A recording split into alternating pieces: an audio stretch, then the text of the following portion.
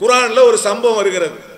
இறை தூதர் மூசா அலைஹிஸ்ஸலாம் அவர்களை பற்றி இறைவன் திருமறை குர்ஆனிலே அழகான ஒரு வரலாற்று செய்தியை சொல்லி காட்டுகிறான்.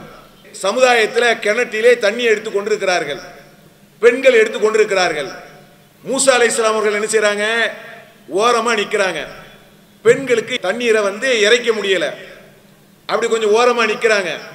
அங்க ஆடவர்கள் நிற்கிறதுனால தனியாக ஒதுங்கி நிற்போம்னு சொல்லி ஒதுங்கி நிற்கிறாங்க. மூசா அலைஹிஸ்ஸலாம் கேட்கிறார்கள், ஏன் நிற்கிறீங்க?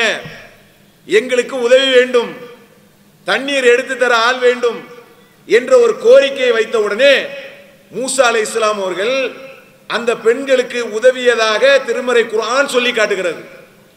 ஒரு இறை தூதர் பெண்களுக்கு அந்த உதவியை செய்த அந்த செயலை திருமறை குர்ஆன் உங்களுக்கு எடுத்து காட்டக்கூடிய அந்த மனிதநேய செயலை நாம் பார்க்கக்கூடிய ஒன்றாக இருக்கிறோம்.